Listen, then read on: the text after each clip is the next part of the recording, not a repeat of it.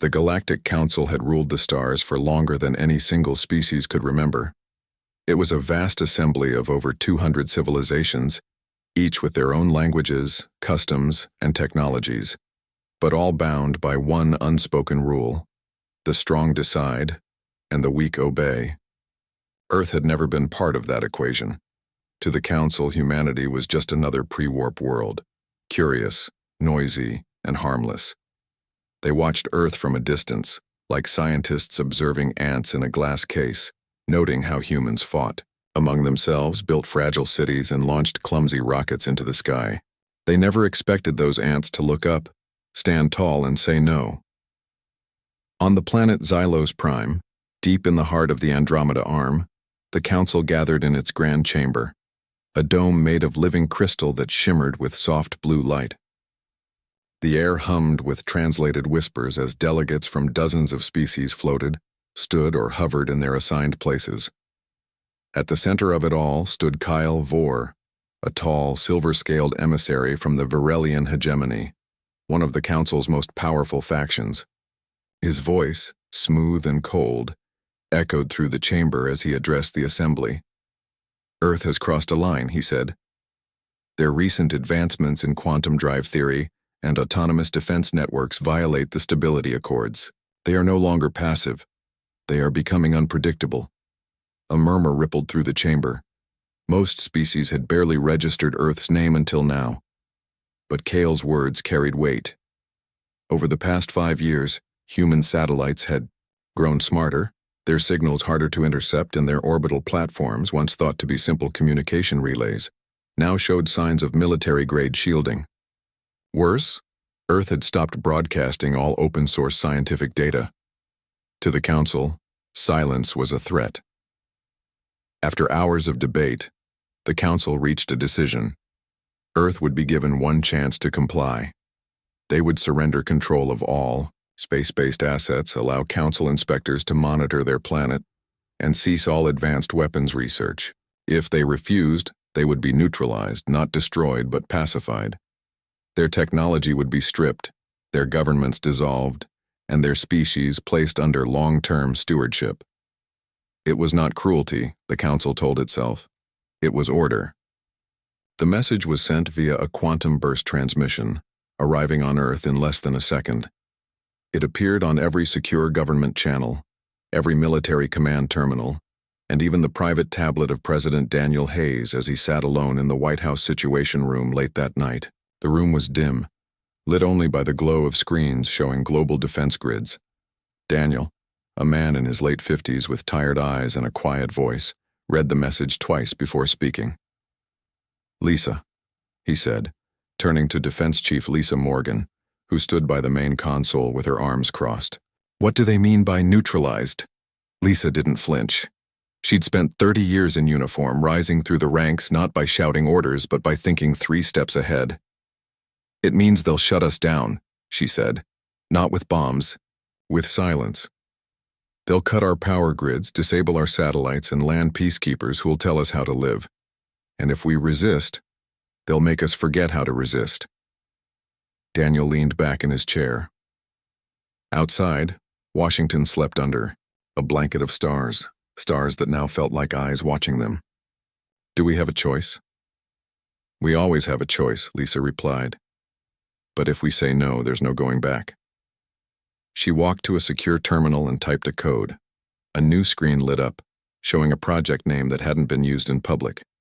Sentinel. It was more than a program. It was a promise. For the past 8 years, under layers of secrecy, Earth's top scientists, engineers, and strategists had been preparing for this exact moment. Not for war with aliens, but for the day someone tried to take away their right to choose their own future. Project Sentinel wasn't about building bigger weapons. It was about hiding in plain sight. Human satellites had been redesigned to look like junk, but could reconfigure in seconds. Ground-based lasers, disguised as weather stations, could blind sensors from orbit. And deep beneath the oceans and ice caps, quantum cores hummed with enough power to disrupt alien fields. None of it was flashy. None of it was meant to impress. It was meant to survive. Back on Xylos Prime, HFY War received Earth's silence as confirmation of weakness. He reported to the Council that humanity would comply without a fight. After all, what could a species that had only just left its cradle possibly do against the combined might of the galaxy? But on Earth, silence was not surrender. It was preparation. In Houston, young astrophysicist Kevin Ross reviewed orbital trajectories on a flickering monitor, his fingers flying over the keyboard. In Colorado Springs, Tactical Officer Maria Lopez ran simulations of fleet movements, her eyes sharp with focus. In a small garage in Portland, college student Jake Miller tested a signal jamming drone he'd built from spare parts, laughing as it zapped his neighbor's Wi-Fi by accident. None of them knew each other, but they were all part of the same quiet resistance. President Hayes stood at the window watching the sunrise paint the sky in gold and red. He thought of his daughter who had asked him last week if aliens were real. He hadn't known how to answer then. Now he knew. They were real, and they had just made a mistake. He turned to Lisa. "Send the order. Activate Sentinel." She nodded and typed the final command. Across the planet, hidden systems blinked to life. Lights flickered in underground bunkers. Satellites shifted their orbits by millimeters. Power grids rerouted through backup channels. No alarm sounded. No crowds gathered. Earth did not roar. It simply readied itself. 72 hours passed. The Council's deadline came and went. On Xylos Prime, HFY War prepared his victory speech. He imagined the quiet satisfaction of adding Earth to the list of stabilized worlds. He did not imagine what came next, because Earth did not send a message of surrender. It sent nothing at all, and in the silence, the first human strike was already in motion. The Varelian fleet moved like a school of silver fish through the void, silent and precise. 3 cruisers, each longer than a city block, slid into position near the moon. Their hulls gleamed under Earth's reflected light, smooth and unbroken by weapons ports or antennas. To human eyes, they looked peaceful, almost beautiful. But their mission was clear. They were here to cut Earth's throat without spilling a drop of blood. Commander Jorik of the lead ship, the Dawn's Edge, watched Earth on his main display. He felt no anger toward the humans, only pity. They had been given a chance to obey. They had wasted it. Now his orders were simple. Disable all orbital infrastructure, sever global communications, and leave the planet blind and quiet. No lives would be lost. That was the Council's mercy. Back on Earth, in a hidden command bunker beneath Cheyenne Mountain, Kevin Ross stared at the same view, but from the other side. His screen showed the Varelian ships as red blips creeping closer to the geosynchronous belt. He tapped his earpiece. "Maria, they're entering the kill zone." Maria Lopez, stationed at NORAD's tactical hub, didn't answer right away. She was counting seconds, matching the enemy's speed against Earth's rotation. "Hold," she whispered. "Not yet." The Varelians began their attack. From the bellies of their ships, thin beams of coherent light lanced out, not to destroy but to fry circuits. One by one, old weather satellites and GPS relays went dark. Cheers erupted in the Dawn's Edge's bridge. It was going exactly as planned. But what the Varelians didn't know was that those satellites were decoys. The real ones, the ones built under Project Sentinel, looked identical but were shielded, armed, and awake. Hidden inside what appeared to be dead metal were tungsten rods, guidance thrusters, and targeting AI trained on alien signatures. "Now," Maria said. Kevin hit the key. Across low Earth orbit, dozens of objects that had floated for years as space junk suddenly came alive. Panels slid open. Cold gas thrusters fired. Within seconds, they aligned themselves not toward the Varelian ships but toward empty space just ahead of their paths. Then they released their payloads. The rods fell like rain but not down. They shot forward, accelerated by electromagnetic rails hidden in the satellite frames. Traveling at Mach 15, they struck nothing at first. But space is empty and the Varelians were moving fast. 3 seconds later, the Dawn's Edge plowed straight into the cloud of tungsten. The impact wasn't explosive. It was brutal. Each rod punched through the cruiser's outer hull like a bullet through paper. One tore through the main sensor array. Another shredded the navigation core. A third pierced the engine coupling, causing a chain reaction that flooded the ship with emergency coolant. Alarms blared in Varelian tongues. Lights flickered. The ship listed sideways, dead in space. The second cruiser tried to evade, but it was too late. Earth's orbital platforms had already recalculated. A second wave launched. Not rods this time, but focused microwave pulses disguised as solar flares. The beams overloaded the ship's shield harmonics, frying its internal power grid. It went dark, drifting like a ghost. The third ship fired back. Energy bolts streaked toward Earth, but they hit nothing. The humans had already moved their assets. What the Varelians saw as static positions were illusions, holographic projections fed through old satellite feeds. The real platforms were kilometers away, already reloading. On the ground, Jake Miller grinned as his drone, a tiny solar-powered device no bigger than a shoebox, zipped past a Varelian probe and jammed its return signal.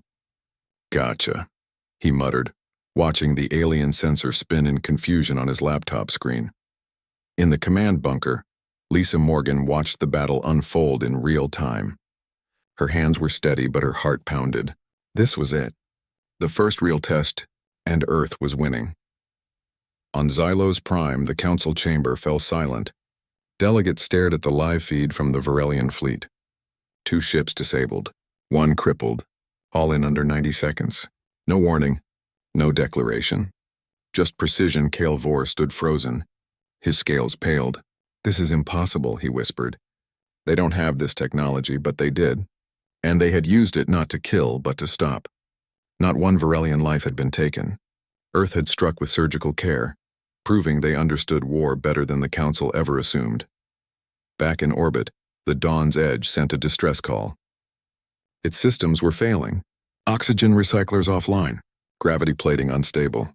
Commander Yorick ordered an emergency retreat, but his engines wouldn't respond. He looked out the viewport at the blue planet below.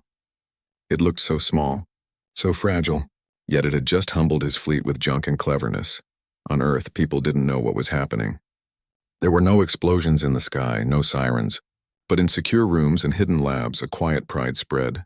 They had done it. They had pushed back. President Hayes received the after-action report just before dawn. He read it slowly, then looked up at Lisa. "They'll come back stronger," he said. "Maybe," she replied. "But now they know we're not defenseless." In Houston, Kevin rubbed his tired eyes and opened a new simulation. Maria called her team for a debrief. Jake ordered pizza and started sketching upgrades for his drone. Life went on. But something had changed. The galaxy had always seen Earth as a child. Now for the first time it saw a fighter. And fighters don't beg. They stand, they aim, they act. The Varelian ships hung in orbit like broken toys, a warning written in metal and silence. The Council would have to decide what came next. But Earth had already made its choice. They would not be erased. They would not be ignored. If the galaxy wanted a war, it would find one, but not the kind it expected, because Earth didn't fight to conquer. It fought to exist, and that made all the difference. News of Earth's victory spread faster than anyone expected. It wasn't just the Council that heard it. Whispers traveled through trade routes, rebel networks, and encrypted data streams used by smaller species who had long lived under the Council's shadow. On dusty colony worlds and floating habitats far from Xylos Prime, beings who had never seen Earth began to speak its name with something new: hope. But on Earth itself, there was no celebration. The mood was tense, focused. Everyone knew the first strike was just a warning shot.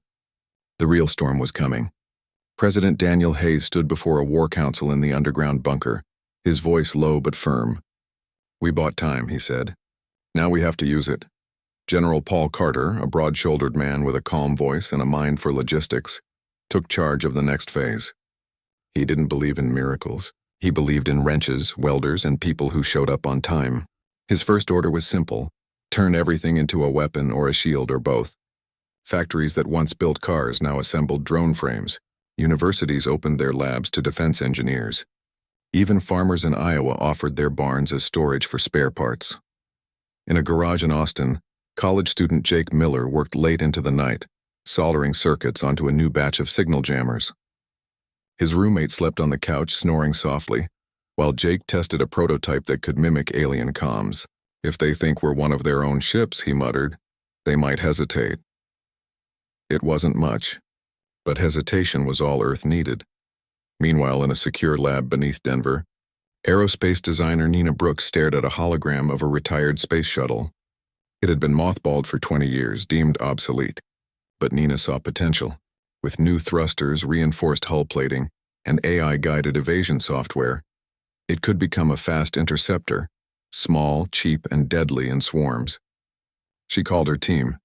"We're bringing Atlantis back," she said. Not everyone was a soldier or a scientist.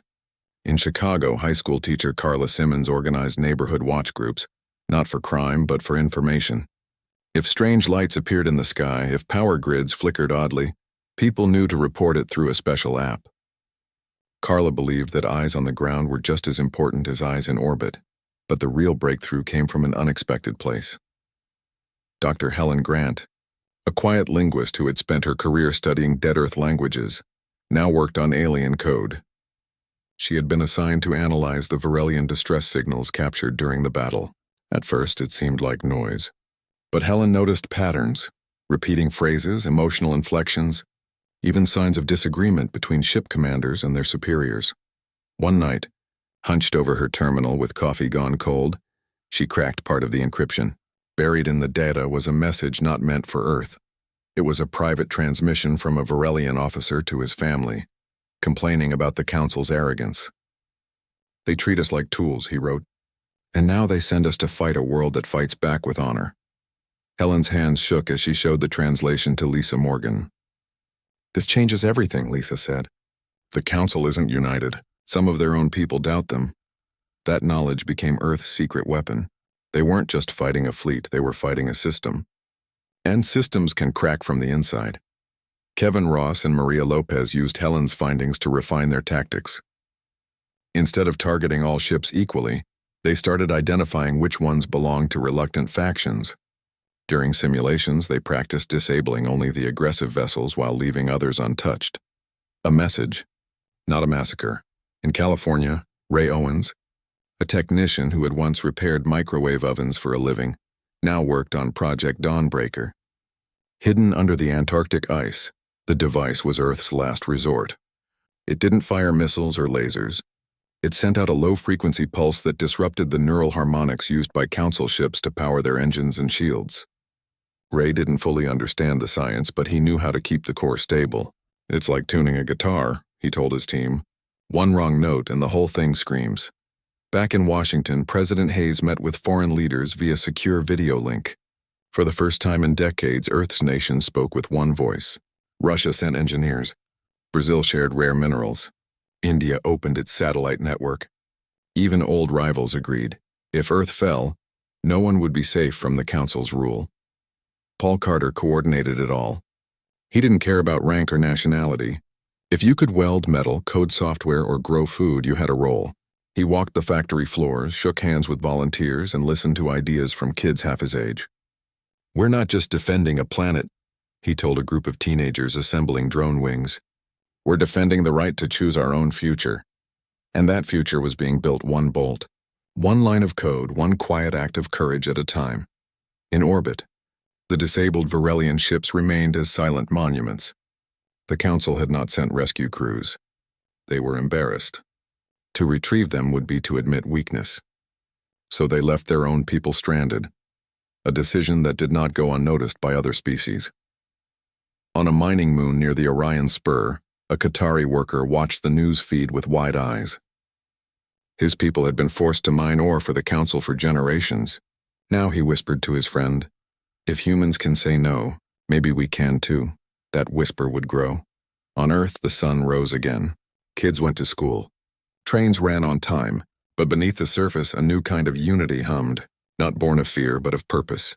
They knew the armada of unity was coming, the Council's elite force, 1,000 ships strong. They knew the odds were impossible, but Earth had already done the impossible once, and they were just getting started. The armada of unity arrived not with a whisper, but with silence. 1,000 ships, each larger than a mountain, slid out of warp space beyond the orbit of Mars. Their hulls were black as void, edged with faint blue light that pulsed like a slow heartbeat. At their center floated the command vessel, Eternal Accord, carrying High Marshal Zoran, a being older than human civilization, whose voice had ended wars with a single word. The Council had sent its best. Its final answer, Earth's sensors screamed the moment the fleet appeared. Alarms blared in bunkers, labs, and hidden command posts. But there was no panic. Everyone had known this day would come. President Daniel Hayes stood in the war room watching the feed. The enemy outnumbered them 100-1. Their firepower could glass continents, and yet he did not look afraid. "Stick to the plan," he said. General Paul Carter gave the order. Across the planet, teams moved into position.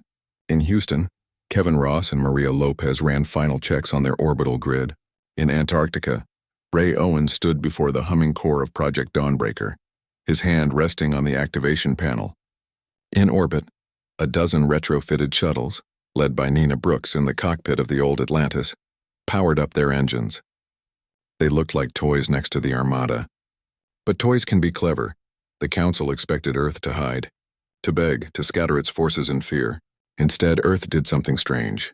A small fleet of human ships, barely 30 in total, launched from hidden bases on the Moon and Mars. They flew not toward Earth, but away toward the asteroid belt.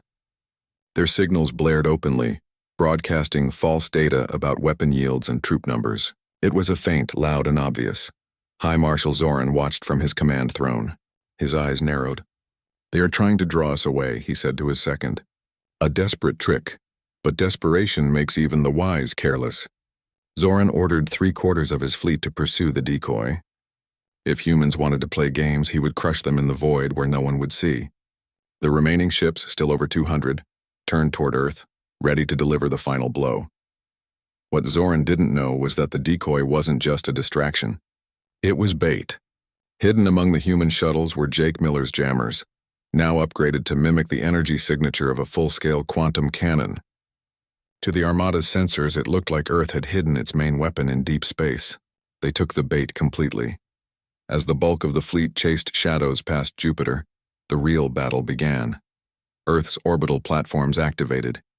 Not with rods or lasers this time, but with mirrors, thousands of them unfolded from old satellite frames.